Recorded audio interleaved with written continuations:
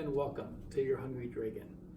In this program, it is my goal, one, to share with you first a story of what brought me into cooking Chinese food and why it's become a great passion of mine, as well as I'm going to teach you some of the tricks and secrets that I learned over the years and how to cook authentic, healthy Chinese food and how to do it quickly, because like myself, I'm sure a lot of you out there have kids that want food and they want it now. And you had a busy day at work and you come home and you need to be able to put something together that's healthy, that tastes good, and do so while the kids are there with you, or at least waiting patiently by the sidelines. So first, I'd like to introduce myself. I am Mike Raver, and I will be your guide through this course, teaching you again how to cook healthy Chinese meals. And go with me for a second here. Imagine you're 16 years old. You find yourself working in a Chinese restaurant. You're surrounded by amazing Chinese chefs, except for one small problem. You're not Chinese. See, that was me at age 16. I was working in this Chinese restaurant and I was passionate about learning Chinese food. I wanted to learn all the different parts of Chinese food, the ingredients, the sauces. In fact, I had a dream that perhaps maybe someday I could actually own a Chinese restaurant. So I would ask, please teach me how to cook. Please teach me how to cook. And of course they'd laugh and say, Mike, you're not Chinese, give it up. You see, back in those days, if you weren't Chinese, it was taboo to be behind the wok. It was looked at as something that Chinese did, and it was almost sacred to the Chinese at that time, especially in a Chinese restaurant here in the States. So I had to figure out how to convince them to teach me how to cook. And after asking over and over and being persistent and not giving up, finally Tiemann, the head chef, decided that he would take me under his wing and mentor me and teach me all he knew about Chinese food, but he also knew he couldn't openly do it. He had to find a way to teach me without the other cooks know what he was doing. So he would do things like knock over a bag of flour and say, hey Mike, come over here, clean that up.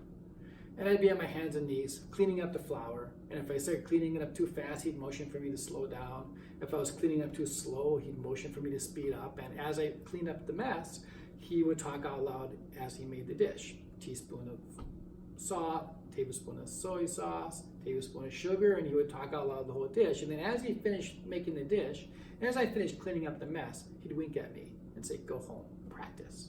And I did, day after day after day. In fact, one could say I learned the entire menu and many other things on my hands and knees. Then, about age 19, I decided, I'm ready. I want to open a Chinese restaurant.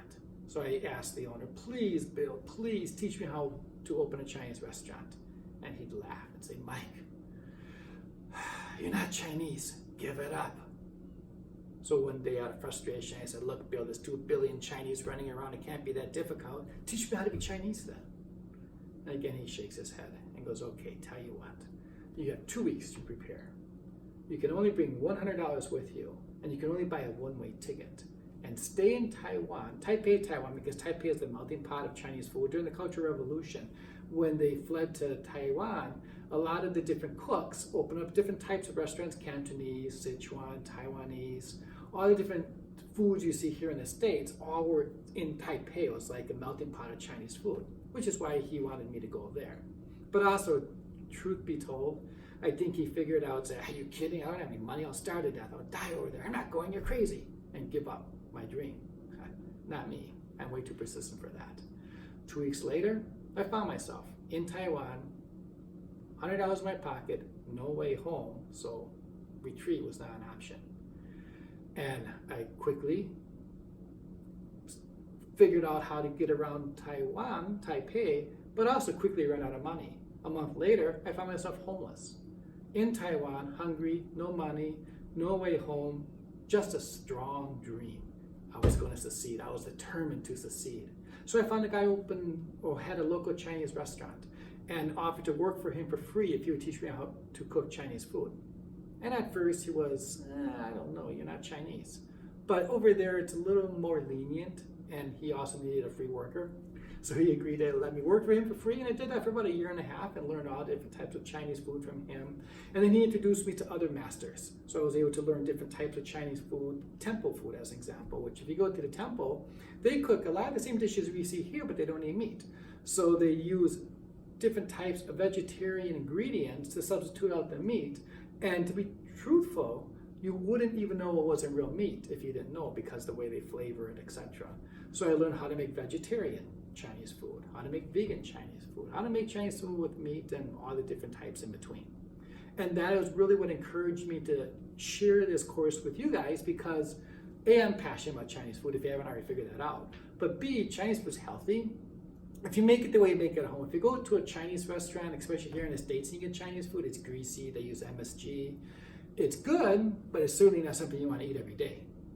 However, when you eat it at home, A, you don't use MSG, B, you use only a little bit of oil so it's not greasy, you use fresh ingredients, and the way you prepare it is just the way you'd prepare any cuisine that you guys make at home. I'm sure you guys have your own family dishes that you make, and there's the way that you make it at home, which is healthy and delicious, and the way you might find it in a restaurant that's not quite the same.